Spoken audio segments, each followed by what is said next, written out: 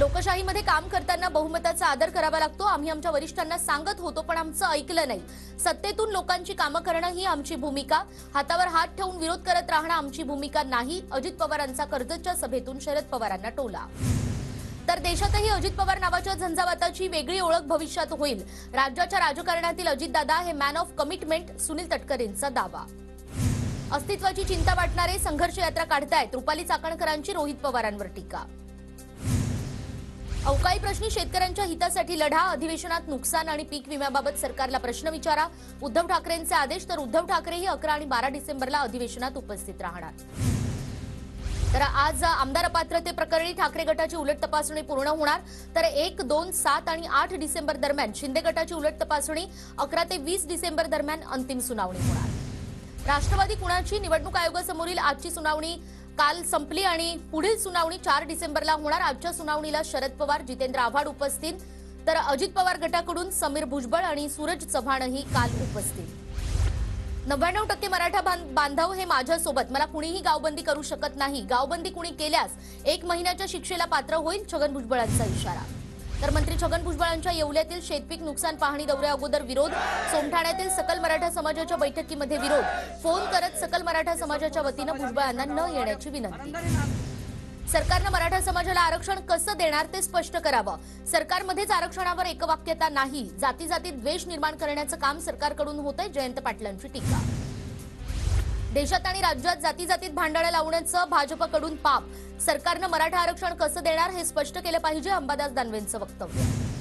हाजीर तो वजीर अशी सरकारमध्ये परिस्थिती, जो मंत्रालयात ठाण मांडून बसतो त्यांना जास्त निधी।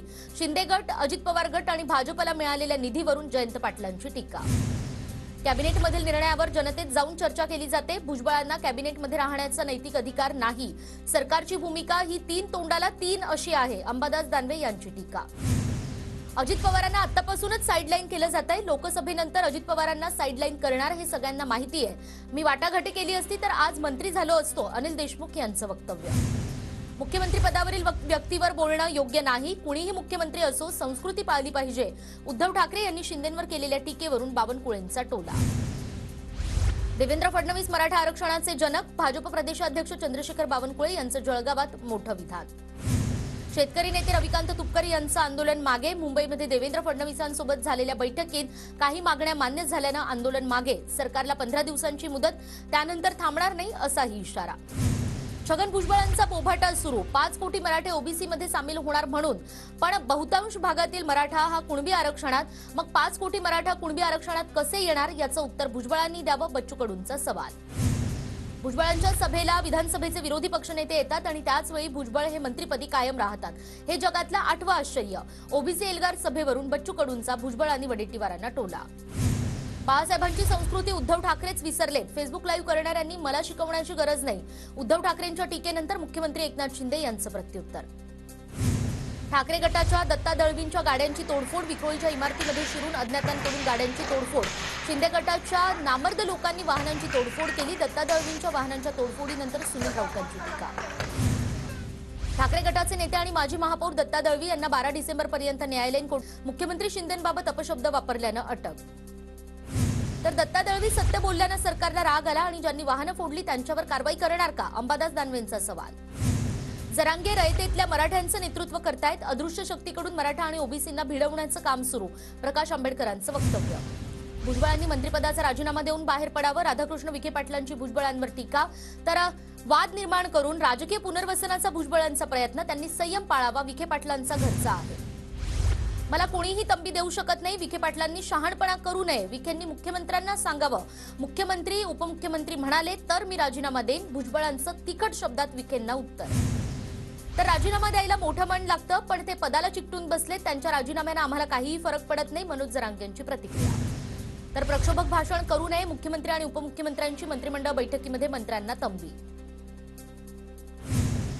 मात्र प्रत्येकाला आपलं मत मांडण्याचा अधिकार, मात्र 2 समाजात तेढ निर्माण होणार नाही याची काळजी घेतली पाहिजे, अजित पवारांचा भुजबळ आणि जरांगेंना सल्ला। ओबीसीला धक्का न लावता मराठा आरक्षण कसं देता येईल यावर मंत्रिमंडळ बैठकीत चर्चा, तर गरज पडल्यास केंद्राकडे आरक्षणाबाबतही दाद मागितली जाणार। नागपूरमध्ये 7 डिसेंबरपासून हिवाळी अधिवेशनाला सुरुवात होणार आणि 20 डिसेंबरपर्यंत अधिवेशनाच्या कामकाजाची तात्पुरती दिनदर्शिका तयार। नागपुरातील हिवाळी अधिवेशनासाठी आजपासून लक्षवेधी स्वीकारणार 1800 तारांकित प्रश्न दाखल झाल्याची माहिती। हिवाळी अधिवेशनात महत्त्वाची विधेयकही मांडली जाणार। आरक्षणाची टक्केवारी वाढवण्याच्या राज्य सरकारच्या हालचाली, हिवाळी अधिवेशनात विधेयक मांडलं जाण्याची शक्यता, सूत्रांची माहिती। तेलंगणात विधानसभेच्या 119 जागांसाठी आज मतदान। बीआरएस, काँग्रेस आणि भाजपमध्ये प्रमुख लढत। 35,655 मतदान केंद्रांची उभारणी। एनडीएच्या 145व्या तुकडीचा दीक्षांत समारंभ आज पुण्यामध्ये आणि दीक्षांत समारंभासाठी राष्ट्रपती उपस्थित। एनडीएच्या खेत्रपाल मैदानावर सोहळ्याचं आयोजन। मुख्यमंत्री शिंदे आज सिंधुदुर्गच्या दौऱ्यावर, नौसेना दिनानिमित्त आयोजित कार्यक्रमांच्या तयारीचा आढावा घेणार। सिंधुदुर्गमध्ये येत्या 4 डिसेंबरला होणाऱ्या नौसेना दिनाच्या कार्यक्रमाचा टीझर जारी। भारतीय नौसेनेच्या सामर्थ्याचं मोठं शक्ती प्रदर्शन होणार। छत्रपती शिवाजी महाराज। सिंधुदुर्गच्या तारकर्ली समुद्रकिनारी नौदलाच्या चित्तथरारक कवायती आणि ते पाहण्यासाठी लोकांची मोठी गर्दी। मालवणच्या राजकोटमध्ये 4 तारखेला पंतप्रधान मोदींच्या हस्ते छत्रपती शिवाजी महाराजांच्या पुतळ्याचं अनावरण होणार। सार्वजनिक बांधकाम मंत्री रवींद्र चव्हाण यांच्याकडून कामाचा आढावा। आजपासून 2022च्या राज्यसेवा मुख्य परीक्षेच्या मुलाखतींना सुरुवात। विविध पदांच्या मुलाखतीचं 3 शहरांमध्ये आयोजन। 8 डिसेंबरपर्यंत मुलाखती चालणार। पोलीस उपनिरीक्षक पदासाठीची पूर्वपरीक्षा लांबणीवर। 2 डिसेंबरऐवजी आता 10 डिसेंबरला परीक्षा। प्रशासकीय कारणास्तव परीक्षा लांबणीवर टाकल्याची माहिती। एमपीएससी परीक्षा पास झाल्यानंतर मुलाखती आधीच वैद्यकीय तपासणी केली जाणार। 2023च्या जाहिरातीच्या मुख्य परीक्षेपासून निर्णय लागू होणार। पुणे विद्यापीठाच्या सेट विभागाकडून परीक्षेसंदर्भात परिपत्रक प्रसिद्ध। 7 एप्रिल 2024 मध्ये होणारी 38वी परीक्षा ऑफलाईन पद्धतीने होणार। जानेवारीपासून परीक्षेसाठी प्रवेश अर्ज स्वीकारण्याची मुदत। आणि अहमदनगरच्या शनिशिंगणापूरमध्ये राष्ट्रपती द्रौपदी मुर्मू यांचा दौरा। दुपारी 2 वाजता आज राष्ट्रपती मुर्मू शनीचं दर्शन घेणार। शनिशिंगणापूरमध्ये 2 दिवसापासून पोलिसांचा बंदोबस्त। माझं सोशल मीडिया अकाउंट बंद करण्याचा प्रयत्न, भाजपकडून अप्रत्यक्षपणे आवाज दाबण्याचा प्रयत्न, रोहित पवार यांचा दावा। मनसे आमदार राजू पाटील यांची श्रीकांत शिंदेंच्यावर ट्विटरच्या माध्यमातून टीका। शिळफाट्याची वाहतूक कोंडी सुटण्यासाठी रोज नवनव्या स्कीम घेऊन येतात, त्या स्कीम नसतात तर पॉकेट मनीसाठी केलेला स्कॅम असतो, अशा चर्चा ठेकेदार वर्गात सुरू। राजू पाटील यांचा निशाणा। शिंदेंची परिस्थिती, बेगाने शादी में अब्दुल्ला दिवाना। तेलंगणामध्ये भाजपचा प्रचार करतात ते तुमच्या मुळावर बसतील। ठाकरे गटाचे परभणीचे खासदार संजय जाधव यांची शिंदेंवर टीका। ठाकरे गटाचे उपनेते अद्वै हिरेंच्या पाठोपाठ त्यांचे बंधू अपूर्व हिरेंवर सुद्धा फसवणुकीचा गुन्हा दाखल। नोकरीला लावून देण्याचा आमिष दाखवत 10 लाखांची फसवणूक केल्याचा आरोप। ट्रिपल महाराष्ट्र केसरी विजय चौधरींची राजकारणात एंट्री होण्याची शक्यता। जळगाव लोकसभेतून संधी मिळाली तर लढवणार, माझा आवडता पक्ष भाजप, मात्र या फक्त सध्या चर्चा सुरू, विजय चौधरी यांचं वक्तव्य। चिपळूणमधील पुलाचा गर्डर कोसळण्याच्या घटनेच्या चौकशीचा अहवाल 3 जानेवारीला सादर करा, उच्च न्यायालयाचे राज्य सरकारला आदेश।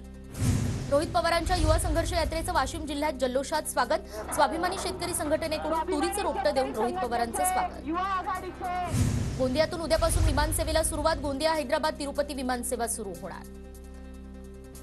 नाशिकच्या रेल्वे पुलाच्या दुरुस्तीचं काम लवकरच सुरू होणार। मनमाडमधील रेल्वे पुलाचा कठडा खचल्याने इंदूर पुणे महामार्गावरील वाहतुकीवर परिणाम। कराड विमानतळ विस्तारीकरणास 221 कोटींचा निधी मंजूर। प्रशासकीय वित्तीय मान्यता देण्यात आल्याचा शासनादेश जारी झाल्याची माहिती। पृथ्वीराज चव्हाण यांच्या पाठपुराव्यामुळे निधी मिळाला। आरक्षण आणि इतर मागण्यांसाठी सुरू असलेल्या कोळी समाजाच्या आंदोलनाला तात्पुरती स्थगिती। अतिथी गृहावर बैठक पार पडली आणि त्यानंतर आंदोलन स्थगित। नांदेडच्या कुख्यात दहशतवादी रिंदाच्या वडील आणि भावाला खंडणी आणि मोक्कामध्ये अटक। न्यायालयाकडून दोघांना 5 दिवसांची पोलीस कोठडी। आणि शेतकऱ्यांना नुकसान भरपाई देणार, अवकाळीग्रस्त भागांचे एकत्रित पंचनामे करणार। कॅबिनेट बैठकीमध्ये निर्णय। अवकाळीमुळे नुकसान झालेल्यांचे तात्काळ पंचनामे करून अहवाल सादर करण्याचे निर्देश। पुण्यासह नाशिक, नगर, संभाजीनगर आणि बीड जिल्ह्यांना आज पावसाचा येलो अलर्ट। विदर्भातही मुसळधार पावसाचा इशारा। राज्यभरात अवकाळी पावसामुळे 1 लाख हेक्टरवरची पिकं उद्ध्वस्त। बुलढाणा आणि नाशिकला सर्वाधिक फटका। पुण्याच्या इंदापुरातही अवकाळी पाऊस, त्यामुळे फळबागांचं मोठं नुकसान। कोल्हापूरच्या हातकणंगलेमध्ये ढगफुटीसारखा पाऊस, तासाभरातच बरसल्या जोरदार सरी। ऊस तोडणीवर त्यामुळे मोठा परिणाम झाला। अवकाळी पावसामुळे नाशिकमधील कांदा पिकाला सर्वाधिक फटका। धुक्याचं प्रमाण वाढल्यानं कांदा रोपांवरही परिणाम। तर अवकाळीमुळे नागपूर जिल्ह्यात 50 कोटी रुपयांपेक्षा जास्त पिकांचं नुकसान। कापणीला आलेल्या धान पिकाला अवकाळीचा सर्वाधिक फटका। पालघरमध्ये अवकाळी पावसामुळे शेतकऱ्यांसह मच्छीमारांचंही मोठ्या प्रमाणावर नुकसान। सुकवण्यासाठी ठेवलेले बोंबील, मांदेली आणि कोळंबी भिजल्या। मच्छीमारांचं प्रचंड नुकसान। नंदुरबारमध्ये अवकाळीमुळे शेतीचं नुकसान, शासनानं सर्व निकष बाजूला ठेवून शेतकऱ्यांना मदत द्यावी, शेतकऱ्यांची मागणी। धुळ्यामध्ये अवकाळीमुळे गहू, हरभरा, मका, पपई या पिकांचं नुकसान, शेतकरी अडचणीत, पंचनामे करून मदतीची मागणी। तर धुळ्यामध्ये गारपिटीमुळे झालेल्या नुकसानीचं युद्धपातळीवर पंचनामे करून भरपाई द्या, ठाकरे गटाची निवेदनाद्वारे मागणी। अहमदनगरमध्येही ऊसतोड कामगारांना अवकाळीचा फटका, झोपड्यांमध्ये पाणी शिरल्यानं कामगार उघड्यावर। हिंगोलीतील कर्जबाजारी शेतकऱ्यांचा मुंबईच्या समुद्रात जलसमाधी घेण्याचा सरकारला इशारा, तहसीलदारांना पाठवलं पत्र। मुंबई विद्यापीठाच्या पदवीधर गटाच्या अधिसभा निवडणुकीसाठी 29 दिवसात केवळ 17,000 पदवीधरांची नोंदणी, राजकीय वादामुळे रद्द करण्यात आलेल्या मतदार नोंदणीनुसार पदवीधरांची अंतिम मतदार यादी जाहीर। झोपू सदनिका हस्तांतरण शुल्कामध्ये कपात आणि सदनिकाधारकांना आता 50,000 हे घर हस्तांतरित करता येणार। मुंबई जालना मार्गावर लवकरच वंदे भारत एक्सप्रेस सेवा सुरू होणार, प्रवासाचे तिकीट दरही लवकरच ठरवण्यात येणार। मध्य रेल्वेकडून मुंबई ते नागपूर आणि सोलापूर ते मुंबई अशा एक मार्गी 2 विशेष गाड्या चालवण्यात येणार, गर्दी लक्षात घेता मध्य रेल्वेचा तात्पुरता निर्णय। मुंबई ते बेलापूर वॉटर टॅक्सीचं प्रवासी भाडं कमी होणार, मुंबईकरांना परवडेल अशा दरामध्ये आता वॉटर टॅक्सी धावणार। मुंबईमध्ये प्रदूषणकारी बांधकाम प्रकल्पांना पालिकेकडून टाळं, आतापर्यंत 763 ठिकाणी काम बंद कारवाई। मुंबईमध्ये महापालिकेकडून मुंबईतील 3,575 आस्थापनांची तपासणी, 161 ठिकाणी पालिकेची मराठी पाट्यांसाठी कारवाई। मराठी पाट्यांवरून मुंबईमध्ये मनसे आक्रमक, मुंबईतील अणुशक्ती नगर भागात मनसैनिकांकडून सीसीडी कॉफी कॅफे बोर्डाला काळं फासत तोडफोड। आणि मुंबईतील दुकानांसह आस्थापनांवरही मराठा पाट्या लावण्याची मुद्द्यावरून मनसे आक्रमक, मनसेनं गोराईतील दुकानांना काळं फासत काही दुकानांवरचे फलकही तोडले। बेस्ट उपक्रमाच्या चलो कार्डचा तुटवडा, अनेक महिन्यांपासून हे कार्ड मिळणं बंद, प्रवाशांची गैरसोय।